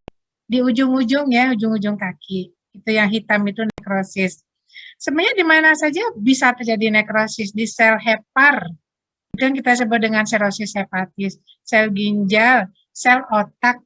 Semua yang ada mengandung sel, ada beresiko terjadi nekrosis. Karena nekrosis itu kan kematian jaringan. Gitu. Dan kalau terjadi kematian jaringan, contohnya yang di ujung-ujung tadi yang seperti itu, kita nanti melihat Melin seberapa banyak kematian pada jaringan itu.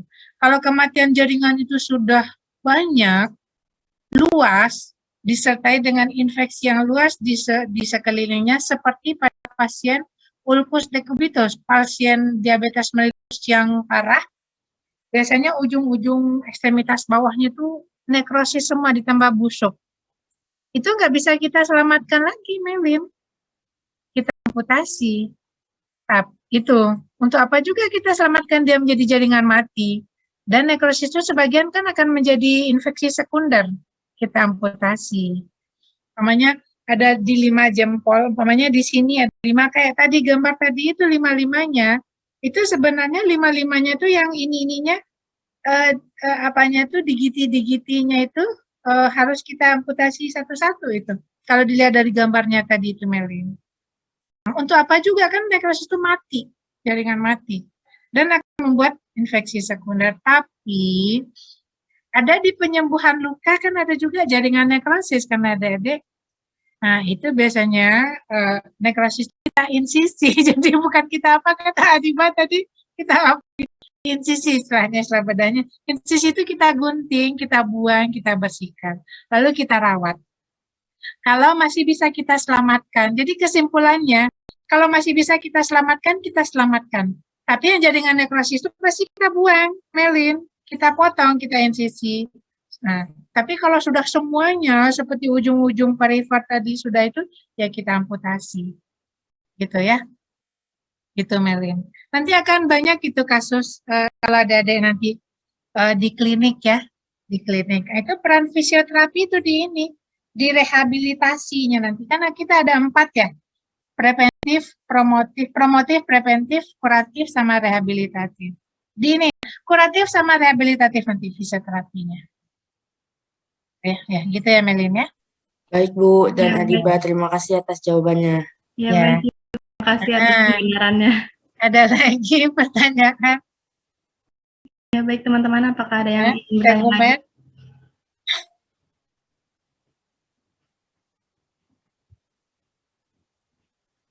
Umer? Diskusi kita tidak panas ya, karena di sini, tapi di sini tempat Ibu cuaca cerah kok.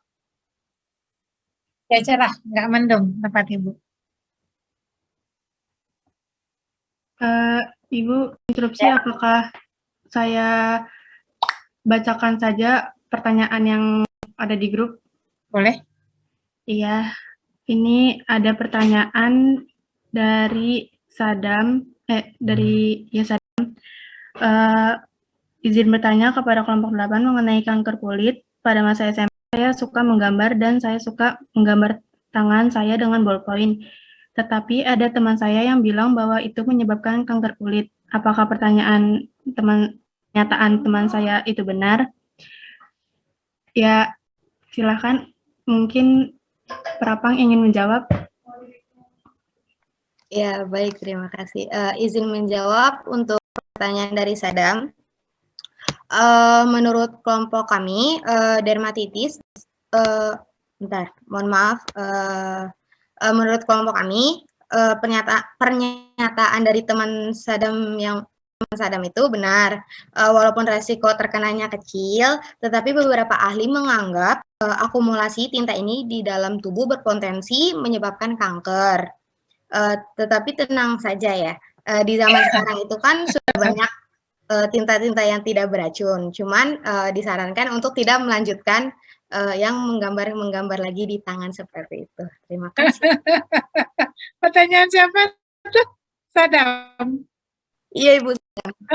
Ya, jawaban Safira betul. Jadi Sadam, kalau spidol bla bla bla gitu tuh kan sebenarnya ditaruh untuk kertas ya.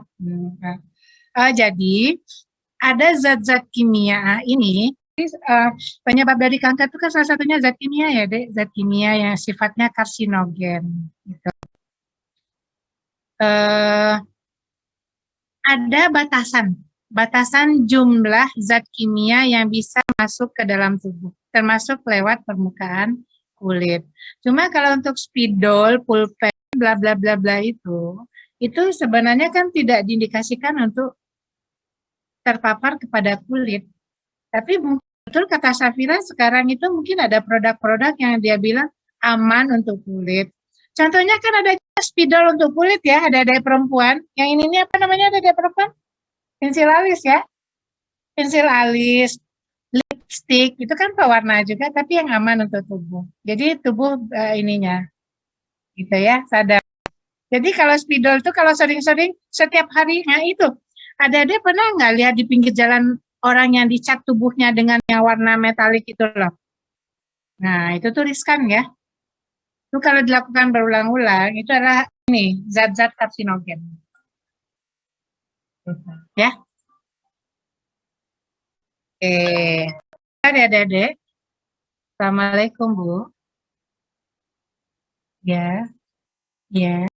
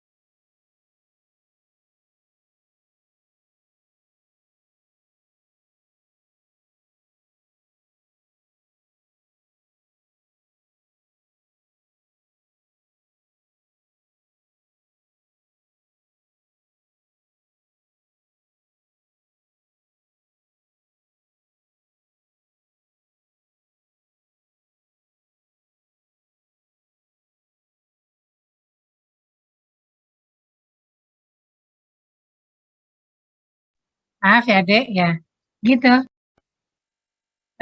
Jadi ya memang ada zat-zat kimia yang aman untuk kulit, ada yang tidak, gitu ya Dek ya. Termasuk nanti dengan skincare dan lain-lain itu hubungannya pertanyaan dari Sadam itu, kalau kita perluas pertanyaan Sadamnya itu, ya bisa luas, gitu ya. Oke, ada lagi nggak pertanyaannya? Mungkin dibacain lagi ya Bu dari yang di grup. Iya, ada pertanyaan dari Mila. Ini izin bertanya mengenai penyakit dermatitis. Apakah penyakit dermatitis dapat menular melalui cairan blister yang bisa ditimbul pada beberapa jenis penyakit dermatitis? Bisa menular nggak gitu ya? Iya. Apakah Novel ingin coba menjawab? Silakan.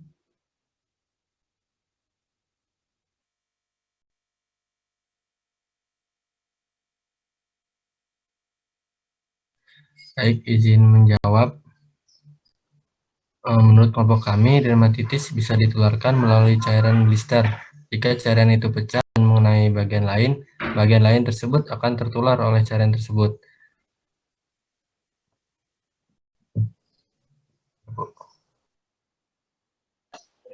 Iya, Ibu. Gimana yang bertanya?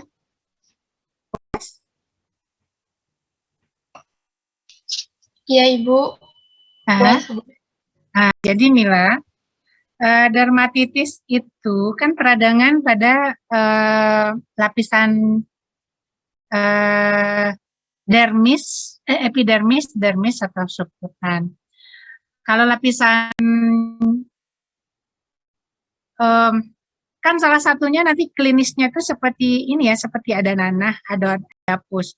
Kalau pus itu pecah itu pus kan mengandung, biasanya kalau dermatitis pasti disebabkan oleh mikroorganisme. Biasanya adalah Streptococcus. Streptococcus itu biasanya terkandung dalam pus atau nanah itu. Kalau nanah itu pecah, kalau mengenai kulit, ya itu kulitnya akan ini lagi karena dia mengandung Streptococcus, gitu ya. Gitu. Jadi bisa menular lewat. Baik, Oke, Bu. lanjut. Terima kasih, Bu. Dan kelompok. Iya. Mungkin selanjutnya ada pertanyaan dari Zaid, Ibu. Ya, silakan. Iya, Zaid bertanya. Zidan ya? Iya, Ibu. Ya. Dia izin bertanya, di presentasi dijelaskan bahwa nefus bisa berubah menjadi ganas. Apa bisa diterangkan ganas yang dimaksud seperti apa? Apakah akan berkembang menjadi tumor atau bagaimana? Iya. Saya coba menjawab ya, Bu. Tolong dikoreksi nanti, Bu. Ya, oke. Iya, izin menjawab ya. Jadi nefus itu adalah tumor jinak pada kulit manusia. Nefus ini tidak berbahaya, tetapi ada kemungkinan berubah menjadi melanoma, bentuk kanker kulit paling serius karena bisa menyebar sekitar 10-15%. Nefus dapat berkembang menjadi ganas. Ada beberapa nefus yang menjadi ganas, tandanya jika warna nefus tiba-tiba berubah menjadi lebih gelap pekat, diikuti dengan munculnya benjolan. Ya, mungkin. Ya. Ibu, ya, oke Ibu bantu saya. Ini maaf ya Ibu nyambi karena Ibu barusan ditelepon sama Kak Jur, Ibu ada yang menyiapkan berkas ya. Jadi Ibu ini lagi buka 2 laptop ya Adik-adik. Nefus itu tahi lalat. Tahi lalat, Adik tahu tahi lalat. Tahi lalat itu sebenarnya adalah ada gangguan pada sistem sel-sel melanosit.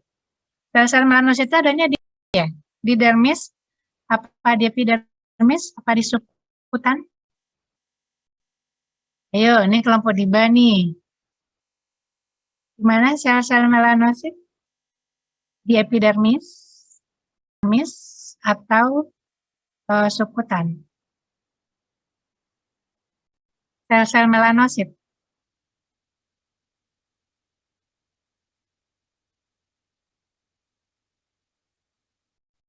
Halo? Ya, Ibu. Ya. Di epidermis bukan? Epidermis apa dermis? Jadi, nanti dibaca lagi ya. Gitu. Sebenarnya tidak ada masalah dengan nefus ini. Tadi pertanyaan dari Zidan ya. Zidan, Zidan pasti di halaman Ada, Bu. lagi apa jalan-jalan ya. Sebenarnya nefus tidak ada masalah karena dia hanya gangguan pada hiperpigmentasi pada sel-sel melanosit. Cuma ada nih tanda-tanda nefus itu yang kecenderungan menjadi ganas. Tanda-tanda kalau nefus atau tahi lalat itu menjadi ganas apa saja? Pertama, kalau dia makin lama makin besar, makin lama makin tebal, terasa gatal, kemudian terjadi perdarahan pada nefus itu. Nah, kalau itu tanda-tandanya, berarti kecenderungan nefus itu sudah berubah menjadi keganasan, gitu. Jadi betul jawaban dari Tiba ya, Zidan. Gitu ya. Gitu aja tanda-tandanya. Jadi tidak semua nefus itu yang ganas. Jadi kalau makin besar, makin lebar, gatal, berdarah, gitu. Tahi lalat yang ganas. Oke? Terima kasih, Ibu. Ya. Iya, Ibu. Mungkin ada satu pertanyaan lagi dari Rahma, Ibu. Ya. Ya, mengenai nefus lagi. Ya. Sering kita temukan seseorang yang mempunyai tahi lalat atau sering dikenal dengan tompel. Itu di permukaan sekitar tompel itu memiliki jumlah bulu yang Bu Ratu, udah saya email ya Bu Ratu. Sudah saya ganti apanya ya. Ya. Makasih Bu Ratu. Assalamualaikum. Ya. Gimana? Maaf. Tompel? Iya, itu memiliki rambut yang lebih banyak daripada kulit di sekitarnya, Ibu. Ya. Ya, Jadi ya, itu kenapa bisa terjadi gitu? Itu pertanyaan dari Rahma, Ibu. Ya. Ada yang bisa bantu Ibu jawab dulu? Mungkin Prapang atau Noval? Iya, boleh Ibu. Izin menjawab ya Ibu. Mungkin menurut kelompok kami itu karena tumbuhnya bulu disebabkan karena adanya folikel rambut yang lebih banyak di sekitarnya. Selain itu ada juga faktor genetik ataupun hormonal yang bisa membuat pertumbuhan rambut lebih banyak dibandingkan dengan area wajah atau kulit lain. Seperti itu Ibu. Maaf kalau salah. Ya, pokoknya mahasiswa itu tidak ada yang salah. Karena mahasiswa itu dia dalam on proses belajar. Yang salah itu kalau dosennya tidak membenarkan gitu ya. Kalau tompel itu ada dua. Tompel itu bisa hiperpigmentasi atau jaringan keloid atau dia nefus. Jadi nanti kita lihat ya Dede seperti apa. Kalau hiperpigmentasi beda, keloid beda, kalau nefus beda. Kemudian kalau rambutnya lebih banyak pada tompel itu karena dia adalah pertumbuhannya yang patologis, biasanya sel-sel rambut di sana juga akan tumbuh lebih banyak. Tetapi sel-sel keringat, kelenjar keringat sama kelenjar minyaknya justru dia agak sedikit tidak aktif di sana. Begitu. Dan tompel itu ada salah satunya nanti harus kita lihat-lihat ya, kita evaluasi. Apakah dia ada kecenderungan ganas atau tidak. Gitu. Tanya siapa tadi itu? Ibu. Hah? Rahma. Nah, gitu ya Rahma? Iya Ibu. Iya Bu. Oke. Ada lagi pertanyaannya? Mungkin sudah habis. Udah jam 9:10 ya. 9:49. Ya. Udah masih ada yang masih bertanya-tanya tentang instrumen dan reproduksi? Satu pertanyaan lagi Ibu kasih kesempatan.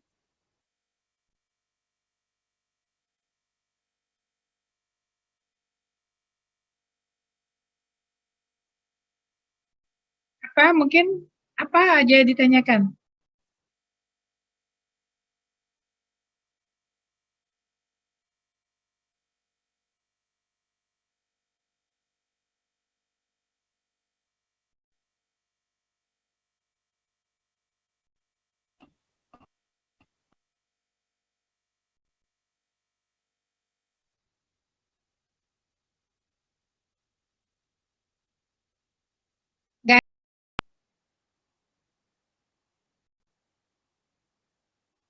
Halo? Halo?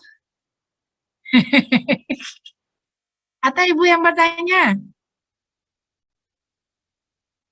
Ibu yang bertanya atau ada yang bertanya? Satu pertanyaan. Ibu lihat halaman 2. Halaman 2 ini pada tidur Ibu, semua. Ah? interupsi.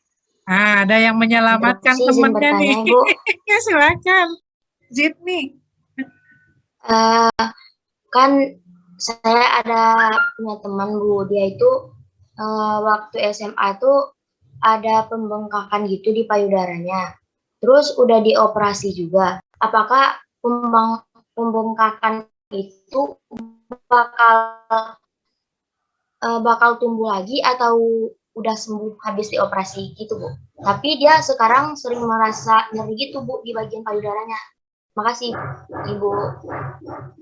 Zidni, pertanyaan yang bagus dan itu memang banyak sekali. Setiap tahun Ibu selalu itu diberi pertanyaan seperti itu. Untung angkatan sekarang bertanya juga. Biasanya tiap angkatan akan bertanya. Karena kasusnya seumuran remaja ya, remaja akhir sampai dewasa awal. Jadi ketika terjadi pembengkakan pada payudara, itu jenisnya banyak.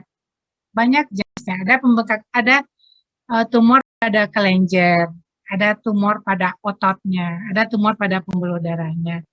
Biasanya pada kasus tumor payudara pada usia remaja yang disampaikan oleh Zidni tadi, itu kita sebut dengan nama jenis tumornya adalah FAM, fibroadenomamae. Jadi yang banyak itu yang membesar atau bertambah jumlah selnya itu sel-sel apa? Sel-sel fibrin di kelenjar payudaranya. Itu penyebabnya karena apa?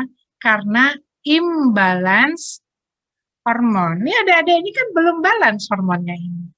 Walaupun sudah mahasiswa kan gaya nih, saya sudah mahasiswa loh gitu. Tapi adik-adik belum stabil. Emosi belum stabil, hormon belum stabil gitu ya. Itu kita sebut dengan FAM, Zidni. Karena memang imbalance.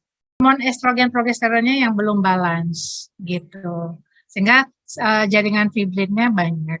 Udah biasanya kita angkat sedikit, itu kita buang payudara itunya, udah biasanya diharapkan sembuh total. Dan dia tidak ada kecenderungan ke keganasan.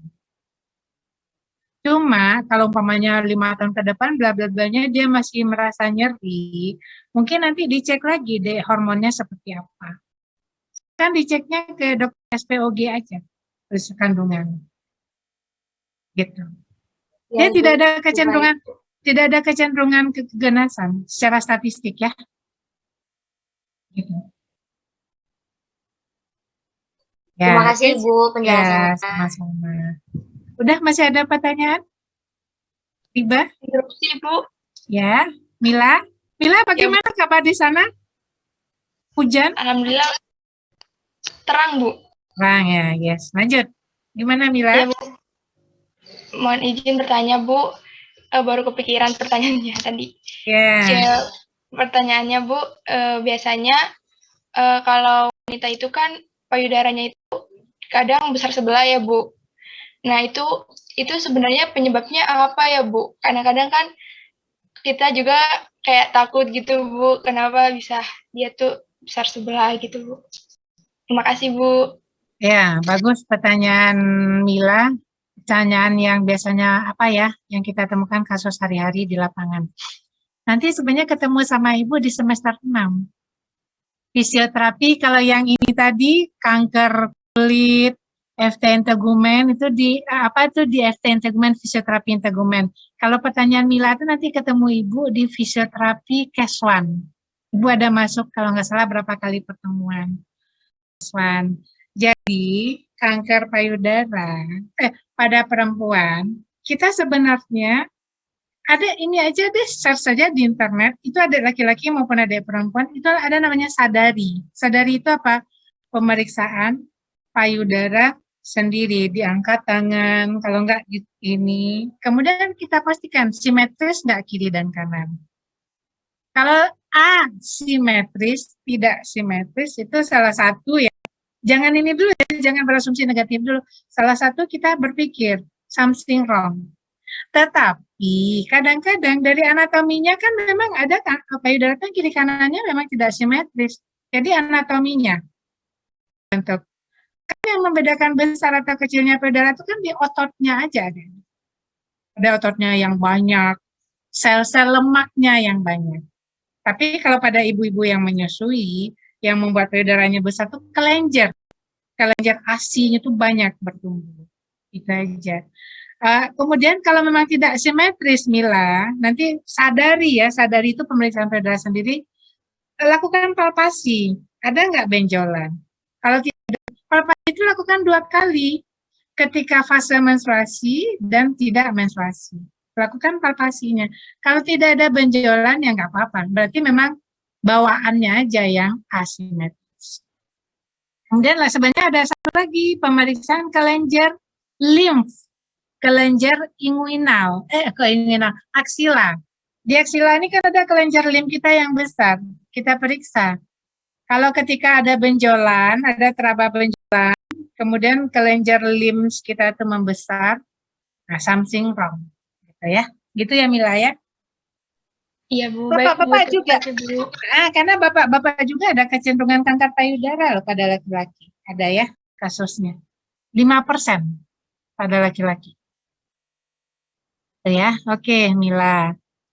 Masih ada pertanyaan? Ini 9.56 di laptop Ibu. Ibu ini kan sampai jam 10, 4 menit lagi. Masih ada yang berkata-kata hatinya mau bertanya?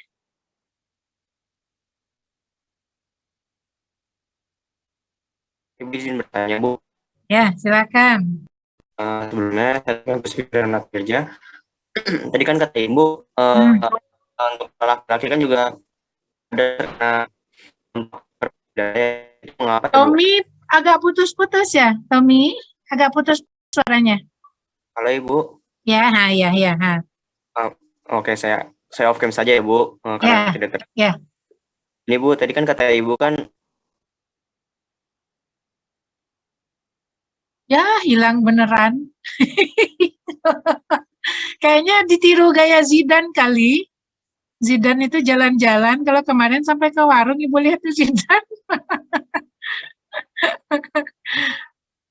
Tommy, apa Tommy chat di ini aja ya? Tommy enggak.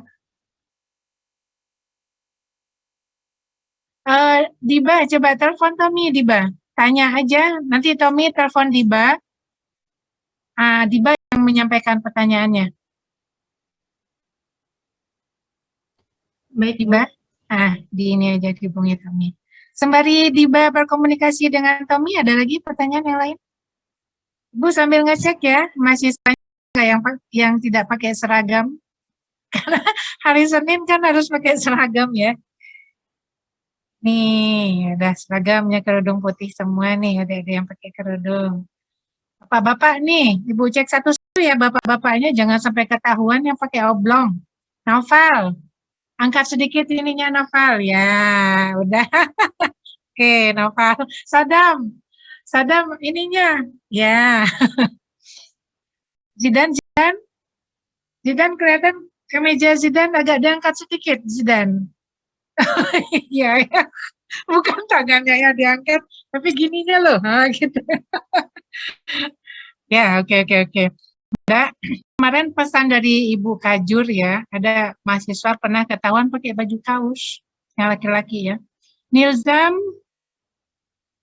Irsad kelihatan kerahnya ke Nilzam. Bilal coba diangkat Bilal. Ya, oke. Reza, ya mejanya. Ya. Tommy, halo Tommy. Silakan Tommy. Apakah suara saya dengar? Dengar ya. Silakan Tommy bertanya apa? Mau bertanya yang tadi Bu jelaskan lagi apa yang kanker payudara Bu. Tadi kan kata Ibu kan pada lelaki juga bisa terkena Bu. Itu mengapa ya Bu? Lelaki juga bisa terkena Bu. Itu aja Bu pertanyaannya Bu. Terima kasih Bu. Ibu langsung jawab aja ya, Diba. Nggak Ibu kasihkan ke kelompok Diba ya, biar kita menghemat waktu. Ya, Diba ya, nggak apa-apa ya. Kanker payudara pada laki-laki kita sebut dengan ginekomastia. Dicari ya, ginekomastia. Karena pada dasarnya laki-laki itu dia mempunyai juga kelenjar payudara, punya hormon juga. Ya, cuma pada laki-laki tidak aktif. Tapi waktu lahir mereka punya cikal bakal, tapi tidak aktif. Jadi pada beberapa kasus laki-laki itu kelenjar payudaranya aktif. Itu biasanya kecenderungan seperti itu. Kalau pada laki-laki itu memang ada gangguan ini adik-adik, gangguan sistem endokrin. Nah, jadi di kromosomnya biasanya kalau nggak dia XYY, kalau nggak XY. Gitu. Ada ininya. Jadi kalau lelaki yang gagah, yang benar-benar yang normal itu biasanya tidak ada. Dia ada pada lelaki yang gangguan sistem endokrin, Tommy. Atau pada gangguan ininya memang genosomnya XXY atau XY. Gitu ya. Makanya 3-5% ada. Dan banyak kita temukan tuh di luar ya. Di luar maksudnya di luar Indonesia. Itu Tommy. Tommy, halo. Tommy. Ya, Ibu. Ya, gitu Tommy. Ya, Ibu, terima kasih Ibu atas jawabannya. Ya, sama-sama.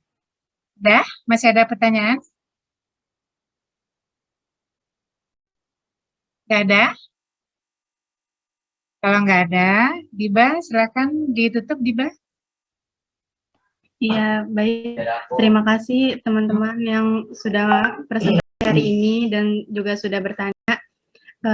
Kurang lebihnya mohon maaf. Wassalamualaikum warahmatullahi wabarakatuh. Waalaikumsalam warahmatullahi wabarakatuh. Tadi kelompok reproduksi sudah Ibu kasih evaluasi ya. PPT-nya cukup bagus, presentasinya cukup bagus, menguasai, udah memenuhi standar minimal. Kelompok ini juga kelompok integumen, Adiba, Naufal sama Safira ya. Iya, Nah, juga ini PPT-nya bagus ya. Malah ada gitu-gitunya ya, ada kedap-kedipnya, Ibu lihat tadi apanya bagus, PPT-nya bagus. Cara menyajikannya juga bagus, menjawabnya juga bagus. Jadi dua-duanya sekarang bagus. Ya, kita beri aplaus untuk dua kelompok lagi. Ya. Oke, sekarang kan adik-adik udah pernah dapat dari Ibu yang sistemnya penugasan. Udah nggak? Udah apa belum? Ibu kan hanya untuk nilai aja ya.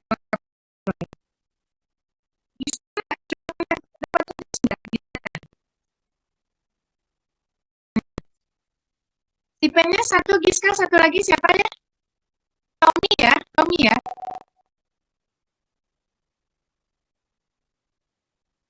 Sudah. Ini pertemuan yang keberapa nih Giska? Halo Giska. Giska hilang. Diba aja deh. Diba mau Tommy. Tommy juga nggak on ini kayaknya. Diba sudah berapa periode kita Diba? Ini harusnya jadwal UTS kapan? Minggu depan? Hafal ya? Hafal karena Diba kan si Yoman dulu ya.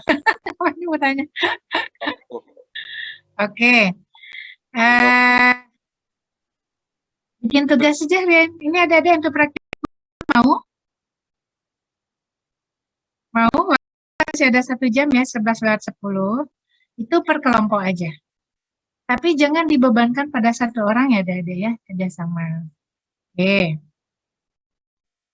Karena ini ada 2 materi, Ibu ini kan aja Ibu 2. Kelompok kita ada 14 ya, adik-adik ya.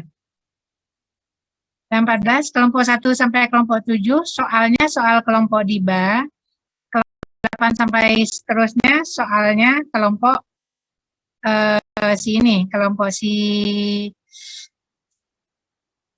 kelompok yang reproduksi ya. Oke.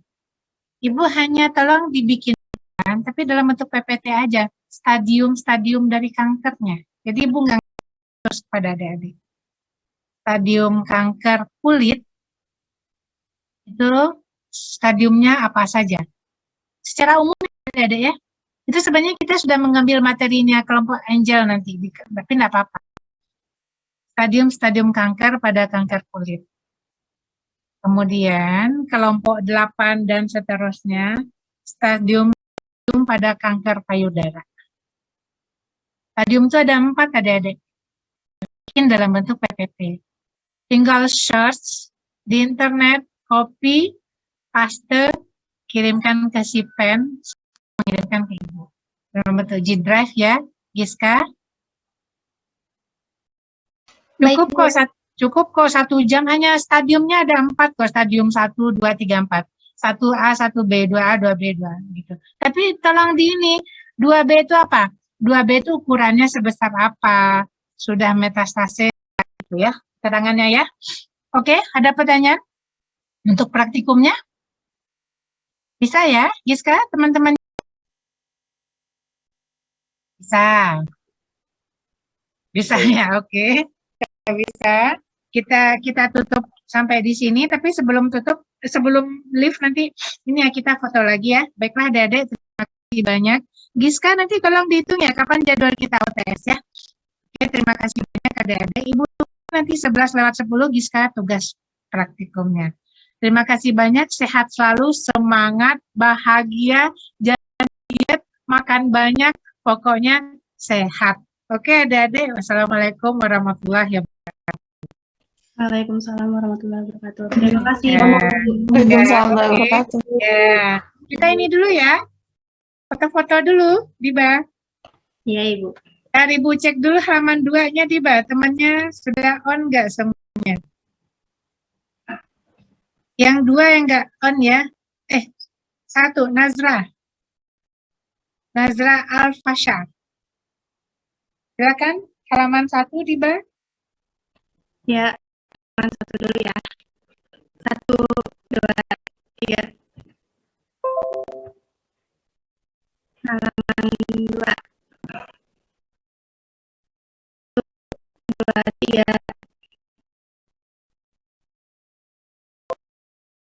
Sudah ya. Oke, sampai ketemu.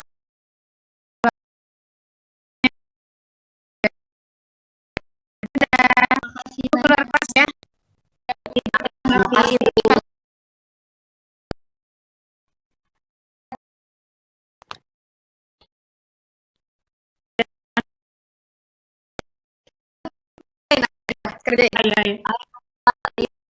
Kan punya masalah mah, hai buat.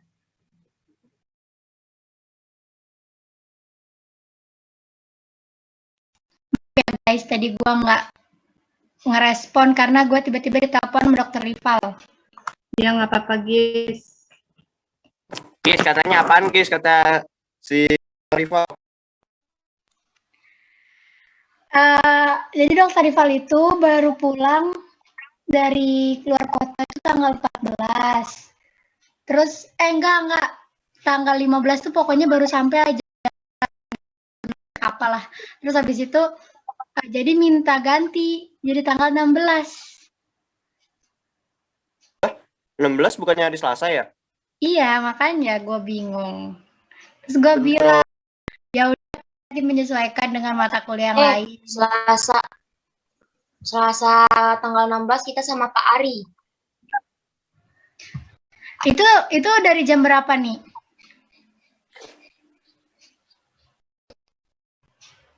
Jam 9 sampai setengah 5.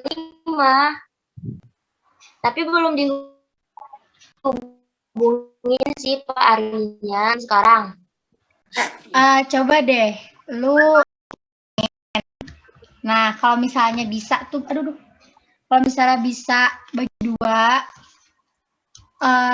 nggak apa-apa sih. Sebenarnya dokternya bilang, pokoknya dari pagi sampai sore. Soalnya dokternya tuh tanggal 15 itu benar-benar baru sampai gitu, jadi ya gitu nggak memungkinkan gitu dia. Gue juga kaget ditelepon tiba-tiba. Ya nanti gue coba hubungin Pak Ari. Kabarin aja ya. Iya. Soalnya pokoknya itu Dokter Rival itu 3 pertemuan langsung